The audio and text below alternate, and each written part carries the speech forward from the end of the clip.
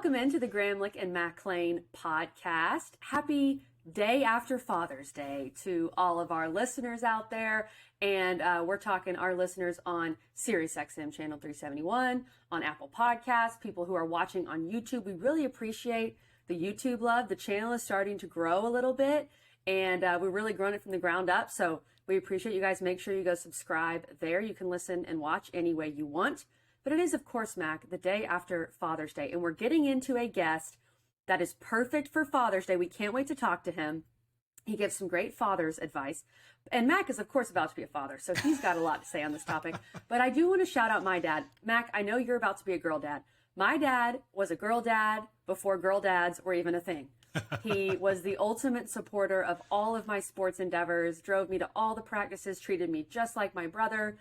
If not better, just kidding. Treat us the same. But he is the ultimate girl dad, and so I'm super thankful for him, Mac. I know you want to give a Father's Day shout out before we get into our guest. That's right. Come on. How about that? Big Father's Day, man. We had an awesome day. Threw down on the Traeger, had some big old ribs on there, and really just to, to celebrate the day. That's right. I know you are. I know you are. It was a lot of fun. But, just a day to, recognize these men who have molded both of us. I mean, I think that we are both very lucky on both sides for in-laws and our fathers that we have. Just special guys.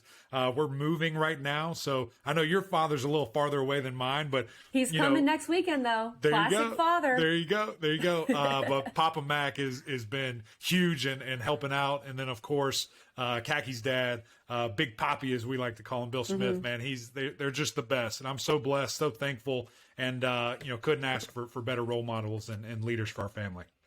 We're lucky, Mac. And you're going to be a great girl dad.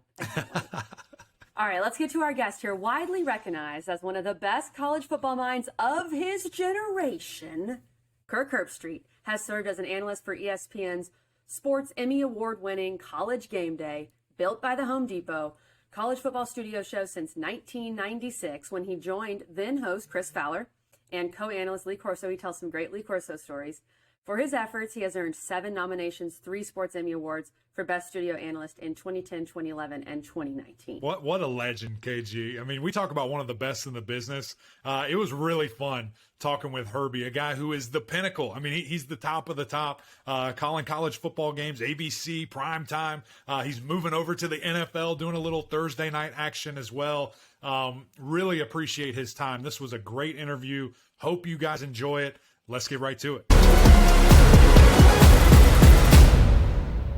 Kirk Herbstreit, my man, welcome into the podcast. Super excited to have you today. Thanks for joining us. Yeah, man. Great to be with you guys. So I want to start by congratulating you because you did something pretty freaking cool, man. You wrote a book. And listen, I've heard you talk about it a couple of times, and I've heard you say, man, I never would imagine doing something like this. I've got to think it's a pretty cool accomplishment.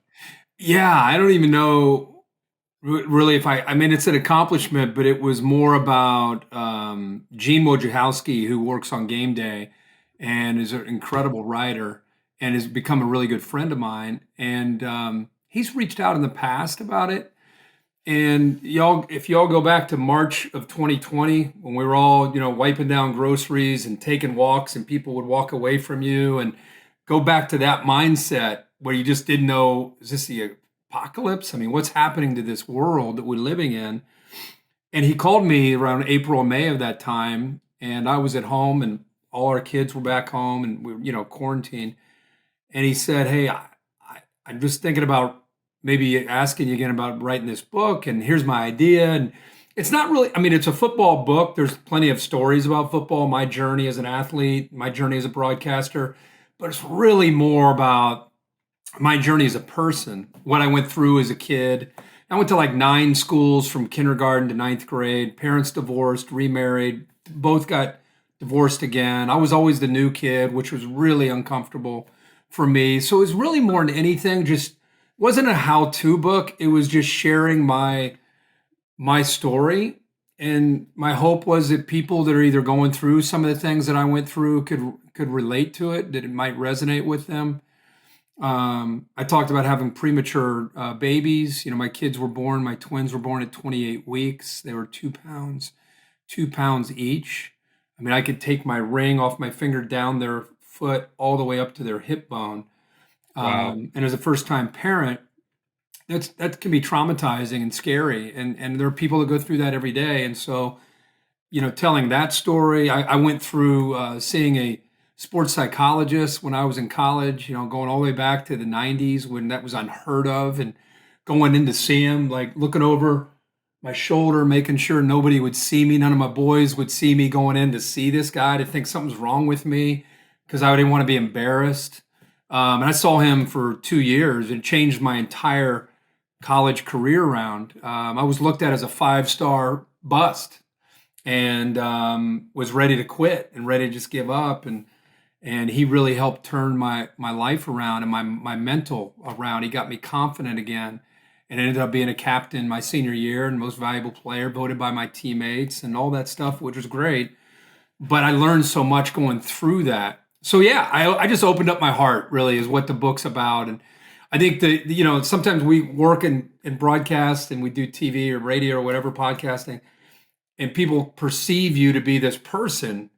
And I think there's a perception of who I am, like Mr. Blonde hair, blue eye guy on the corner there that's got, he's got the perfect life, perfect world that he's had his whole life. And then people just a chance to get them to know me, the real me. And so had to get kind of vulnerable, which is, it's not an easy thing to do. And just opened up my heart and just wrote the book with Gene. Which I love because, like you said, people really just see kind of the TV version. And so to open up to that human experience that, we're all going through certain things. I want to ask you this, Kirk, because as you said, that book there's a lot of fatherhood in that book, and we're going to release this around Father's Day. I am not there yet, but Mac is about to be a father. So we need your best fatherhood, your best parenting advice for Mac and any of the listeners out there who are parents. Wow. I really, first of all, congratulations, Mac, to you and your wife. Thank you. Great, Thank man. you. Congrats. The first thing is it's a game changer. It is, you think, and then you see your babies and it just, your life changes like that. And there's nothing I can tell you, your parents can tell you until you see it. You see your baby yourself, and it's just like life just changes. You no longer are living for yourself and you have your whole life. Now you're living for somebody else. Every decision you make is for someone else. So it's clearly a game changer. And I think, being a parent right now, I'm sure it was hard in the 30s and the 40s and the 50s. It's just different. You're bringing them into a very challenging world, and I say that when it comes to like social media. And when my kids were like 7, 8, 9, 10, phones were really starting to get going, and it would drive me crazy. As a dad, we would go out to dinner and I would point out other tables, and there'd be 3 or 4 people, families at dinner, and everybody was doing this. Like nobody, it was almost like they were texting each other, and I would just be like, we will not be that. You look at that right there, and so I've tried to drill into them the importance, but at the end of the day, man, you can't micromanage their entire lives. Eventually they're going to be their own person. They're going to go to college and they're going to live their life. So there's just so much to say. I would just say, which you'll do, just love them no matter what. There's going to be challenging moments. If you just love them through it all, if you can keep, which is challenging depending on where you are in your walk with God. But if you can keep God in the center of it all, it seems to really allow you to be more patient and allow you to be more understanding and allow them to understand where your heart is at all times. And it's great, man. I mean, and if you have a boy, just get ready for crazy parents when you go to sporting events. I mean, you are going to be, if you haven't already seen it, I mean, these parents attack the manager of the baseball team, the umpires, they all think their kid is a first-round draft pick, and it is wild to witness. But man, congrats! You'll have so much fun. It's the beginning of a great journey for you. Thank you. I appreciate that, man. We can't wait. October 1, football season's not busy enough for the 3 of us. I thought I'd throw a baby in there and trying to raise a baby. So great timing. Great timing. We'll figure it out. We'll figure it out as we always do. But guys, if you haven't, seen it, heard it, read about it, go check it out. Out of the Pocket, Amazon, wherever you get your stuff. You can find that. Herbie, when is If These Walls Could Talk coming out? I know there's got to be a game day book on the horizon, right? Has to be, right? Man, that would be awesome. I always say, these shows that are on some of these, like, whether it's, is Disney Plus or ESPN Plus, they should do a game day show that's kind of like behind the scenes. Oh, yeah. Because our Friday meetings and, when we all get together, it's like, to me, it's like romper room. I mean, it's like you've never been to production meetings like game day. I mean, everyone's just kind of we're very big into self-deprecating and teasing each other and making fun of each other for whether it's just something you're wearing or Lee Corso with his black satchel. And Lee Corso's like any coach; he's a man of just routine. And so every Friday he goes through, what he needs. He's got his black Sharpie out, and then he gets done with the meeting, and then he goes right down the food line, and he's got, it's not like he's getting carrots and celery. No. He's grabbing like Reese peanut butter cups, Mr. Good Bar. Yes. He's just firing those things in there. He'll go to the refrigerator, and they take really good care of us. He'll get a Dr. Pepper. He'll get a Coke. He'll get a Sprite. Like, he likes a variety, and he gets done with, by the time he gets done with everything, he's got his satchels just, and I'm always like videotaping him, like, what are you doing now? And he's 87 years old, and he is a riot, So we have a lot of fun. And he always has to have a sandwich from the local deli, not like Subway or Jersey Mike's. He has to have a local deli on the campus, and one of the guys goes and gets him the exact same deli sandwich. And then he goes back into his hotel room at Friday, and he does this. He's done it. I've been with him for 26 years.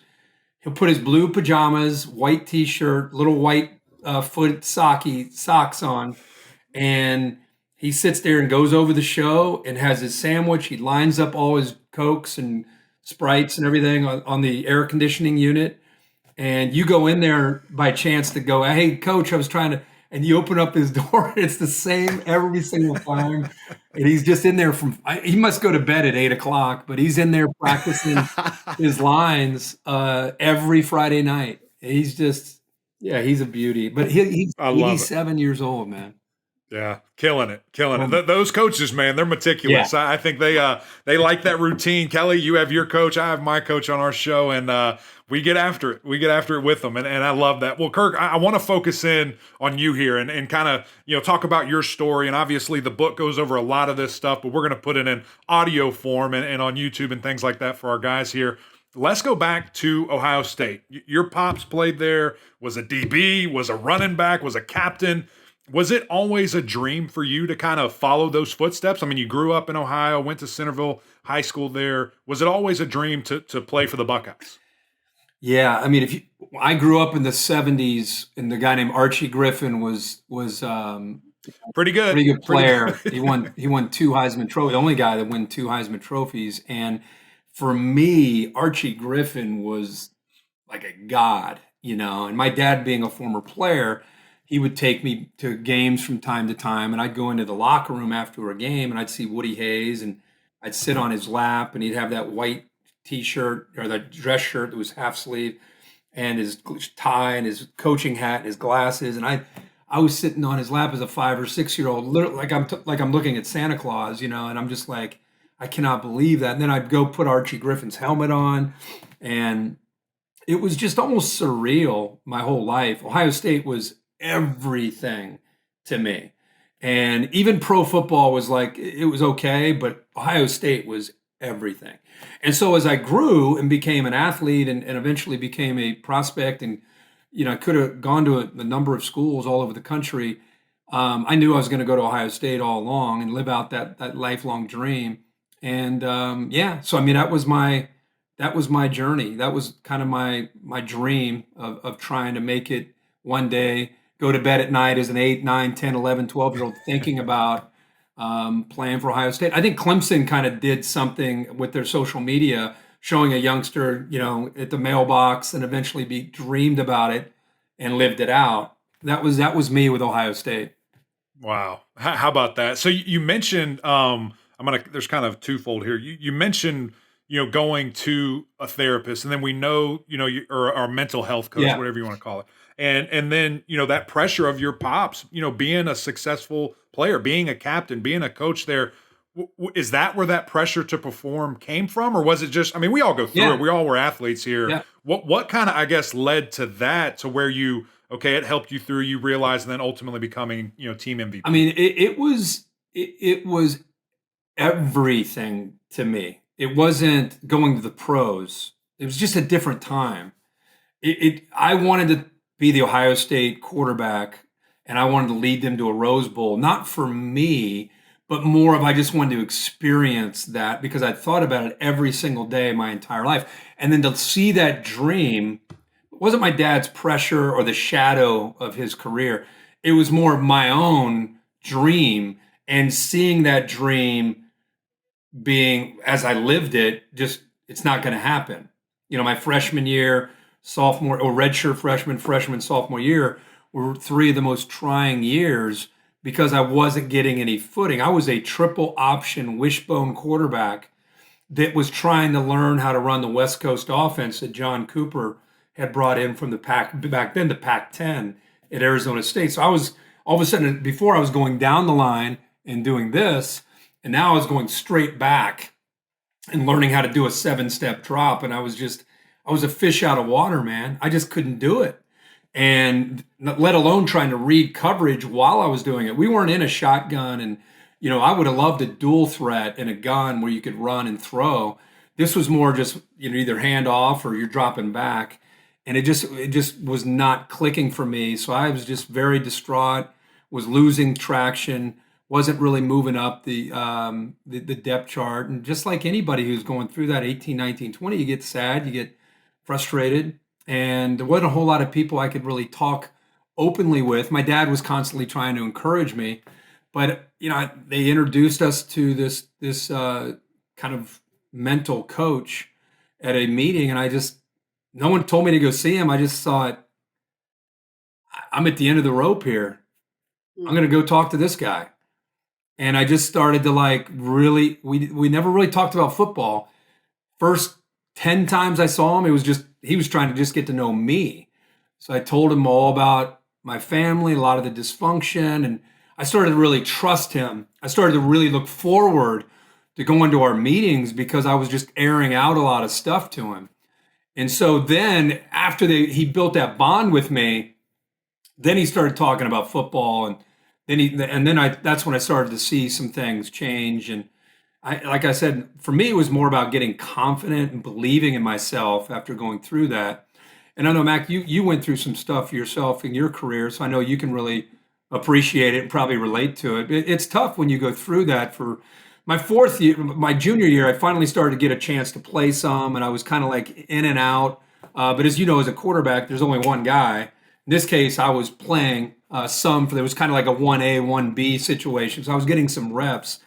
And then going into my last year, I think being voted unanimously captain by my teammates was probably the strongest thing that a guy can get, especially when you've been through a lot of stuff that you've been through. So for them to see me and be like, "That's our guy," man, I was just like, man, I'd finally made it full circle after going through a lot of junk. And that's why when I watch these guys today, it really helps me as a broadcaster to relate to the Deshaun Watson on the roster and the guy that's, Hunter Johnson, or a guy that just didn't quite make it, or he's down on his luck, or he's not feeling good, so I feel like the lowest guy in the totem pole or the top guy in the totem pole, I feel like I can relate to all these guys. And I know we're in an era of transfer portal, and I'm not saying everybody should stick it out. I'm just saying for me, it probably worked out because I ended up playing and starting and all that, but I learned so much going through that changed me as a person. And if I just would have left and been immature and young and just said, I'm leaving, I don't know if I would have gotten the good stuff out of it on the back end that I ended up getting. And I'm sure you can relate to a lot of that. Well, you're leading us into, because we want to talk about the portal, and it's so funny. Quick sidebar. Mac and I met, day one of summer school, okay? And he has a Clemson tattoo on, which leg is it, Mac? Left leg. Okay, left leg. And I looked at him and I said, what happens if you transfer? And he said, I'm not. So that was true. Like you, Herbie. I mean, it wasn't an option. I was going to figure it out. I was going to figure it out a lot like you. Speaking of the option, I think the option is different. Obviously, you loved Ohio State and Mac loved Clemson, and that was part of sticking it out. But do you think in some ways the option, the one-time transfer with no penalty, no consequences, is the biggest issue here? One of the things that I think could fix a lot of this is going back to having to sit out a year with transferring, and that could change a lot of things, but I don't know if that will happen with the courts. What are your thoughts on that, Kirk, with the one-time transfer rule? I just don't think I can throw an entire blanket over that topic and just say, people should not transfer or people should transfer. I just think it's a case-by-case thing. I really do. I lean a little bit to sticking it out because if I'm just looking at my own kids, I really like kids to go through challenging times if they can see a light at the end of the tunnel, and if it's practical for them to be able to work, do extra work or whatever it takes to eventually get to your goal. Like if it's practical, I tend to lean on sucking it up and fighting for something. That's just me. But if it looks like, either the guy that recruited you is gone, or the head coach that recruited you is gone, or the system that you thought you were going to get fit into is gone, or you thought it was going to be a certain culture and it's nothing like the culture they sold to you, then that's a different set of circumstances. And I can see how a guy would be like, this isn't working. And so he would have to go. So I'm kind of, I'm just mixed there. I guess the best way to say it is, like I said, I'd lean a little bit to fight it out. I just think we've created a chase of now with NIL, this short-term money that sounds like a lot of money and it's really exciting.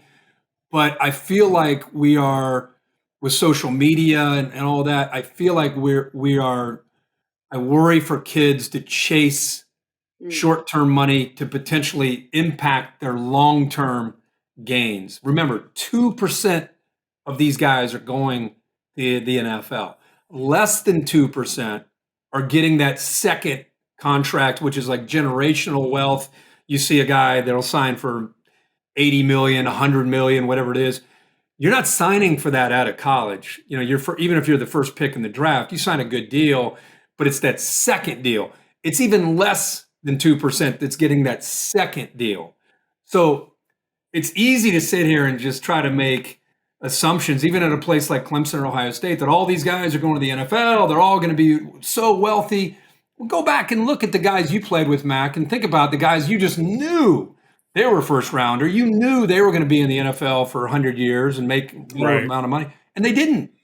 Yeah, it doesn't happen. Really, there's only one, and that was in question for a while with Deshaun, and now he's getting paid. But it's a crazy thing. You're absolutely right. Out of all those freaks, I mean, and Clemson has as many. Hold on, Sammy and Nuke. I mean, Sammy and Nuke, those are a little bit old. Those are a little bit older. Sammy, Nuke. I mean, Mike Williams is probably in that category. Grady Jarrett, who no one really thought. Grady Jarrett. Nobody thought that. And again, we're talking Clemson, Ohio State, Alabama. You're talking the elite of the elite, and you're still, when it comes to generational wealth, naming five guys. Yeah, and so I just think I'm all for this NIL. I think if you're a former player, most people would agree with it. I'm not for poaching players from smaller schools. I think that's terrible. I'm not for using it as an inducement to be like, hey, if you come here, we'll give you $8 million in NIL. I'm not a fan of that. I'd like to see players come in, and if you earn, Jackson Smith and Jigba at Ohio State, he had over 300 yards or whatever it was in the Rose Bowl. Guess what? When he got back to Columbus, it was, I'm sure, like, he can have any deal he wants, and he's earned that on the field. Same with C.J. Stroud. So I think that's awesome, but I just don't feel comfortable with using it. These college coaches, I'm sure they tell you too, it's no longer tradition. We're going to compete for championships. Got a great business school. It's all about, well, I was at this school last week and they said they're going to give me 800,000. What do you, Right. That's all it is. I just can't imagine that that's what we want for college athletics. Now, with that being said, I think what's coming anytime now is the NIL money, put parameters on it, the things we just talked about. It's the network of dollars that I think all is going into the Power Five conferences for the most part. That money is eventually going to go to the players as well. I think that I see in the next year or two the Power Five pulling out of the NCAA, and I see somebody becoming the commissioner of the Power Five. It could be a Gene Smith who's at Ohio State. It could be who knows who it'll be. That person is going to eventually negotiate with an entity, whether it's a players union of former and current players, and they are going to do like the NFL, collective bargaining agreement, where this new Power Five world will negotiate and they will agree to terms on, hey, we can't recruit players and use that as inducements, whatever it is. And the players are going to have to agree, and that conference, Power Five conferences will agree, and then that will be the binding contract, and then everybody will have to follow. Because right now there's no rules. It's just like, do whatever you want to do, and we can't live like that. So I think eventually it's going to lead to the Power Five pulling out, create some rules that make sense for both sides, make sure the revenue's evenly split, however you guys want to do it, and then make the rules and let's go. I mean, I don't think we can avoid it. We've all wanted to try to hold on to the past, but that's our future. That's where we're headed. I completely agree with you, and I think that's where it's going. I think it's going to be very quick, and whether that's aligned with these TV contracts and kind of 10 years is that number, or is it sped up? Because we're already seeing guys jump ship, change conference. Texas, Oklahoma, they're coming to the SEC. I bet it happens quicker than we think. And so I think that's going to speed everything up. It's the nature of the beast. And when you kind of let this genie out of the bottle, there's got to be a bigger bottle to get the genie back in, right? And what is that going to be? Is that a Greg Sankey? Is it a Gene Smith? Is it somebody who is going to be this commissioner, get everybody together under something and just change? Because I think the NCAA is long overdue. I think it's good for some sports, football, and maybe men's and women's basketball has kind of grown out of it. So it's going to be fascinating to see what changes come. I'm glad that we all kind of align with that. You bring up a commish. I mean, are we looking at him? Not you, Matt. Come on. Would you do it? Would you do it, Herbie? Would you do it? Oh, no way. I would not. Sounds like a terrible job. I live for this sport. I'm going to be doing some NFL work this year, and I'm excited to do the NFL with Amazon on Thursdays. But like I talked about with college football, it's just there's nothing like, for 26 years I've been to Death Valley and I've watched the Tigers run down the hill, which is incredible. I've been to Eugene, Oregon. I watched the Ducks run out when they're ranked number 1 in the country. Austin, Texas, Norman, Oklahoma, Columbus, Ann Arbor, all these incredible atmospheres, the tailgating, the families, the sense of community around these stadiums, the marching bands. It's just a different animal, and it's like I want to shoot it into my veins. Like I just can't get enough of it. It never gets old for me. The players move on and a new group of players come in, but I love it, but I would never want to be in that seat. I'm happy to be a consultant behind the scenes, but I enjoy just talking about it on TV. I love that, man. It's probably going to be better to be the second guy or gal. It's not the first one, because there's going to be a lot. There's going to be a lot that goes in. Like it's opposite. You don't want to follow Nick Saban or Dabo Swinney. You want to follow whoever this person is, because then you'll really get everything kind of going. So, all right. Well, one thing that I also wanted to talk to you about, Herbie, when you talk about, okay, we're going to the NFL. Congratulations. Really excited about seeing that, and Thursday nights, kind of must watch TV, if you will. But you're one of the best. I know you know that. You've been one of the best. I just wanted to ask you a little bit about your process, specifically looking at maybe last year and before, not this year. This year's going to be nuts. But last year before, what was Sunday through Saturday in regards to process like for you? Well, again, my thing, and again, I think you and I are parallel here. I was 25 years old and I auditioned for College Game Day. They told me I was not going to get the job before I went to the audition, but at my age, they just thought it'd be a good experience. And then I went into the audition, and Lee Corso, I've never met, was sitting next to me, and Chris Fowler. It was just like we were on the set, and I was terrified. And I got through it, and Lee and I just kind of bonded, I think, on the camera. And they just they rolled the dice and took a shot on a guy who's 25. Now, I was an okay player. If you were in the Big Ten region, you would have known who I was. But if you were at Florida or Clemson or USC, you're not going to know who I am. And instead of being embarrassed about that, or man, how am I going to talk about the national scope of college football when I'm just a Big Ten guy and I'm 25 years old? So that was a little daunting. And so what I decided to do was mentally go back to being an athlete. You both can relate to this. I thought, I'm going to outwork my opponent. I'm going to outwork the other analysts. So my shtick is going to be, I'm going to be myself, like we're talking right now.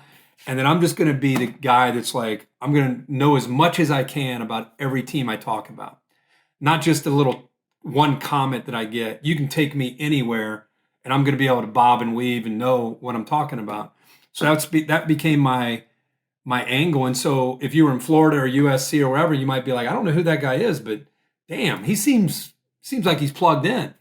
And that became my deal. That's kind of, so I did that, and I had some success, and I just have never changed, so I still look in the mirror and I still see a guy that's trying to prove himself, a guy that's, not worthy of being on the desk, a guy that's, I wasn't a Heisman winner.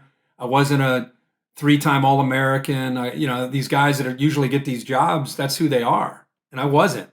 And so I just have to outwork everybody. It's my only chance of survival. And so in order to do that, man, my Monday, Tuesday, Wednesday, Thursday, Friday is like full court press, and it is go, go, go, go, go. And then if I do that, man, Saturday, that's the easy part. But the hard part is doing what I need to do during the week. So it's pretty much a grind all week for me. Yeah, and I think it's so interesting, because friends, family, it's like, man, you only work one day a week. You only work Saturdays, and of course you have a little bit more opportunities. But it's so funny how much goes into it that people will never know. They'll never see it. Yeah. That Sunday. But if Mac, if you're doing your job, which you do a great job of making it look like, man, anybody could do that. Right. You're just sitting around. But if you're making it look easy, which clearly it's not, then that means you're doing what you need to be doing before you get on camera. And they're right. If you do what you need to do Monday through Friday, Saturday is a blast. That's right. That's right. But try not doing anything Monday through Friday and then sit on the desk on Saturday. Yeah. You're going to look like an idiot. Yeah, no question. And that's really, that was not a reservation. It was even more than that. It was before this opportunity even existed for me. It was like, I don't want to do that. I know what it takes. I know what it will take for me because I want to be great. I want to be the best. And I'm going to dive into that thing full speed. I'll be watching more film than I ever did as a player. I don't want to do that. But of course, once the opportunity is presented to you, you get asked. It's a dream come true. And we are truly, all three of us are so blessed to be able to cover the sports that we love and make a little bit of money off it. It's unbelievable. Yeah, you're right. Kirk, we've talked about the NFL opportunity that has presented itself for you. And before we get into some ACC football rapid fire, I'm just curious because of how much you love college football, and Mac and I can relate. I love this sport, and I love the NFL too. I watch it on Sundays, but to me, it's not, make or break, live or die by it. What intrigued you about this NFL opportunity to call games on Amazon with Al Michaels? Great question. Because I'm very similar to you.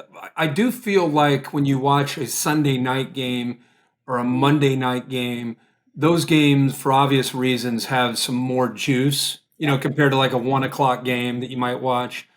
So I do think that having a primetime game on a Thursday night I do think it's going to have similar kind of juice or energy that I get when I watch college football. So that was great. The big thing is I've done a couple NFL games the last couple years. I've never been that guy. A lot of people in our business, they're thinking, man, if I do really good here, I can get to this. If I do really good here, I can get to this. That's the for the people at home. That's the norm. That's how most people look at their career. Do this. If I crush it, I get another opportunity. And in my case, because I was so young when I was doing game day, the only place to really go eventually, and I started calling games, was the NFL. And I always had people asking me, man, one day maybe you'll get to do the NFL. And I was like, if they'll let me call games, I'm good for like the rest of my career. Call games and do game day, I'm good. And then I did a couple of these NFL games the last couple of years, and I had a blast doing it. And of course, I know all the players. Like I'm doing a production meeting and with the Chiefs, and I'm talking with Patrick Mahomes, and it's cool to talk to guys that you covered in college. And the Giants I had Saquon Barkley, and with Denver, it was just really a cool experience. And so it kind of piqued my interest.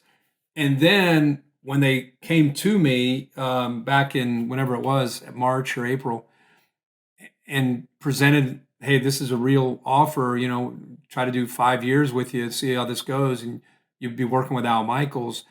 I mean, it was like, sure. My big thing was, I don't want to leave college. If you allow me to keep doing college, then that's great. Then let's do it. And they were great with me doing college and the pro game. And so and then I was able to redo my ESPN deal. So I have 2 different deals, both kind of a 5-year contract for both groups. And so, and you'll see this as you guys continue in this business. You want to keep challenging yourself. You don't ever want to get to a point where you kind of done this and you kind of know it. It's fun to keep, kind of like you guys doing this podcast. I bet you kind of felt a sense of like, man, this is fun. This is different. It's challenging. We can take it over here. We can take it over there. It allows you to be creative, and it's different from whatever else you do when it's like you're in a box a little bit. It's like, you have a 40-second comment here. Here you can just kind of spread out. And so that's a big thing, I think you have to do is understand that growth and challenging yourself is important. And so that'll definitely happen this year for me. Kirk, I really appreciate you comparing our podcast to your Thursday night NFL broadcast with Al Michaels. That's great. We're going to add that to our bio. Very close in the ratings and views and all that. Oh, that's awesome. Well, Herbie, like I said, we're super excited to watch it. Excited for this, next chapter for you. And I can only imagine the work that's going to go into it. But it's kind of like what we were just talking about. Nobody's going to know but you, your wife, and your kids. And that's about it. And at the end of the day, I know you're going to be able to thrive in that result. Let's get to some rapid fire. We got to get you out of here. You're a busy man.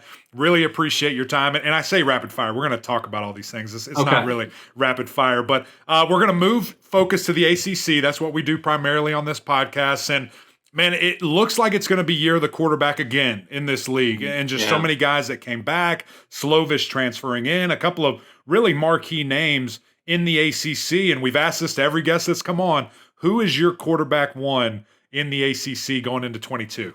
Oh my gosh.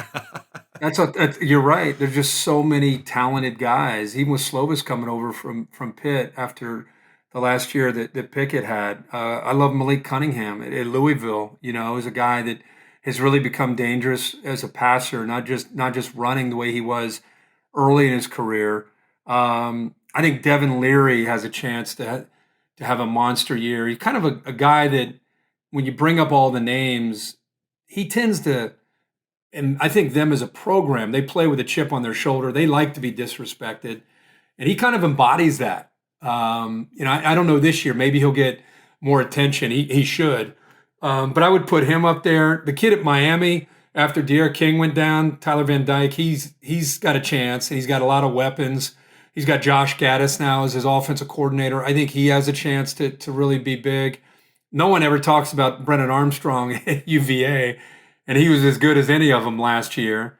And then I think Sam Hartman, I mean, at Wake, I would probably it's between, for me, Leary and Hartman, just as we sit here right now. And I think it has more to do with the known commodities of the system, who's calling the plays. With Van Dyke, he's going to have to adjust to a new coaching staff, and he still could have a monster year. But I think as we sit here in the summer, I would lean towards Hartman and Leary, and I think both those teams have a chance to have great years. Yeah, I'm right there with you. How about defense? There's a couple that I think are really going to stand out. But who do you think will ultimately be the best defense in the ACC? It's going to be weird to see Clemson this year without, Coach V on the sidelines going crazy, being held back. I just think their defensive line is going to be arguably the best in the country. And I really like to start there when it comes to trying to, forecast who's going to have a great defense. I saw enough in their bowl game, the Cheez-It Bowl against Iowa State, because Coach V by then was gone, to say, you know what? They're still going to be sophisticated. They're still going to be active. They're still going to be moving. Tough defense to figure out. So I think NC State with Coach Dorn, they always play physical and kind of, like I said, kind of an attitude about them. And I think that division has a chance to be really exciting this year. But I'll go towards Clemson. I think they're going to have the top defense, even though they got a lot of new faces. Especially linebacker and in the back end. The Atlantic is going to be loaded. Maybe not the overall talent of a 2016 with Lamar and Deshaun and all those guys, but I think these teams are going to be really good. The teams themselves. Let's start there. I mean, you can change these, Kirk. Obviously, I mean, you can do whatever you want. It's June 6th. No, you can't. We're holding you to everything you say right now. Most people I say you can't, but for Kirk Herbstreit, I think you can. Yeah, you can do Who whatever wins you the want. Atlantic? Who wins the Atlantic here on June 6th, 2022? Well, I'm definitely not consider myself a homer when it comes to the teams of evaluating Clemson. I just think you have to be practical. I tend to think that Clemson, NC State, and Wake are going to be those teams, I think, are going to be in a kind of a battle. I think Clemson has them back-to-back weeks, if I'm not. They do. If I'm not. And early. Yeah, so I think that's interesting. I'll be honest, I'm very nervous about the play of the quarterback position right now at Clemson. I think DJ has the goods. I think he's a talented guy. But I think we just need to see what he can do, a better job of what he can do more consistently. Watch him in a spring game. It was exciting to see, that he has a chance. But I'll lean towards Clemson, but I'm nervous about the quarterback play. How do you guys see that, by the way? No, I'm right there with you. I'm right there with you. I think that position is going to decide the conference. And I think ultimately October 1st, when NC State travels to Death Valley, I think that'll decide who wins the Atlantic. I truly do. And you've got a known commodity in an NC State team with a lot of experience, but you also have this terrifying defense in Clemson that I don't know who's going to be able to score on them. I mean, that star power, they're loaded. So it's going to be fascinating to see. Where is that game being played this year? It's at Clemson. Death Valley. It's at Clemson. And Clemson doesn't lose at home. Huge so last year that NC State got over that hump last year. They beat Clemson last year. That has a chance to be the game of the year in the ACC, I think. Yeah. Right? Yeah, absolutely. Clemson also hosts Miami later in the year, so that could be, I don't know, maybe this is one of the better home schedules for theTigers. Yeah. But no, I was looking at their schedule. Usually you sit around in the summer and you're like, who could Clemson lose to? Mm-hmm. And there's one or two games, respectfully. This year, I'm not saying they're going to lose them. I'm just saying until you see them getting back to scoring 35, 40 points a game, I mean, you sit there and you're like, that could be a good game. Right. That could be a good game. So it's kind of an exciting time, I feel like, for Clemson. No question. They're for a while, it was just like, all right, they're going to win the ACC. Like when you were there, it's like, okay, they're in Charlotte. It's just a matter of who they're going to play.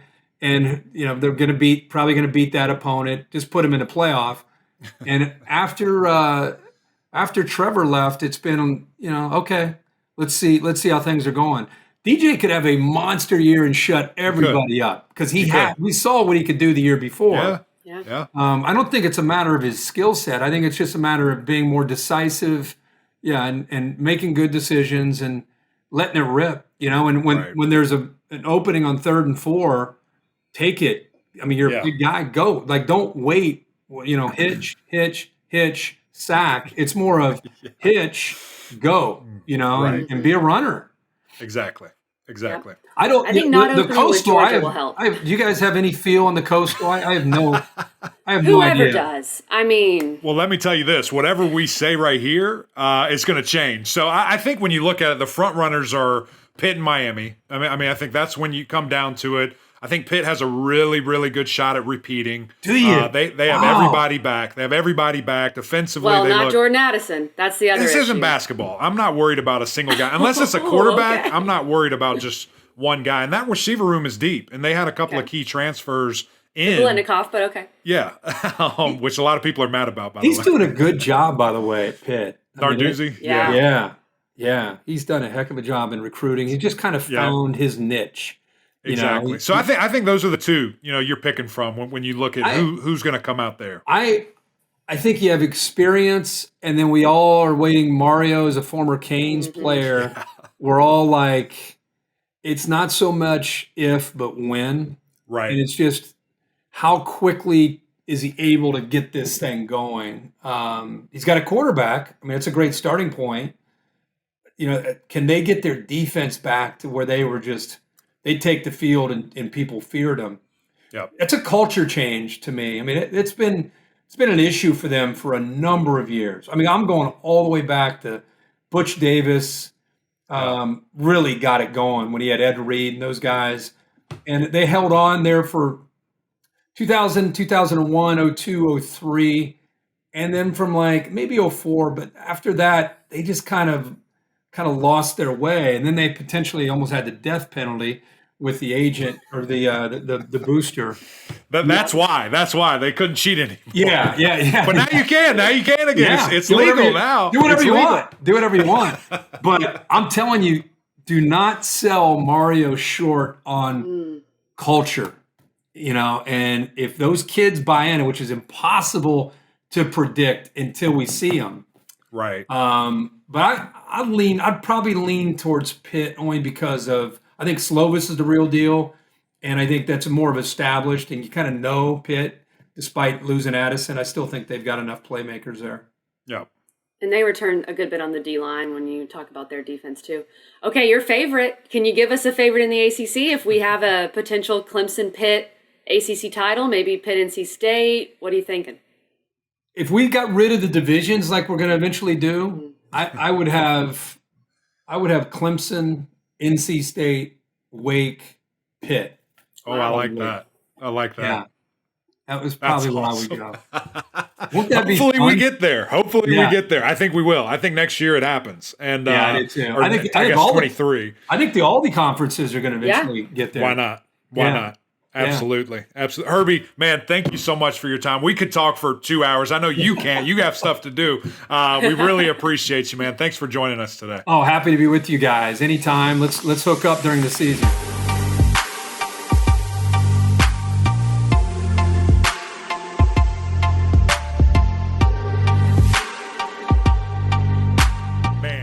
What a fun interview. Again, I said it on the front end, but just Herbie's time and to go through the book and some really cool things that he has in there. Guys, if you haven't ordered that or checked it out, go do that. Amazon, wherever you can find it. It's a great read, has a ton of good stories. And then just to ultimately hear about his journey and his work ethic and understanding what it takes to be the best and how he's gotten to his level that he has. Really appreciate Kirk Herbstreit. That was such a fun interview.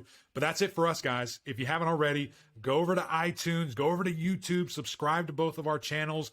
Go get SiriusXM. You've got to check it out on there. They have the app. They have it in your car. So we can follow you anywhere you guys go. Really appreciate you guys. But until next time, we'll see y'all.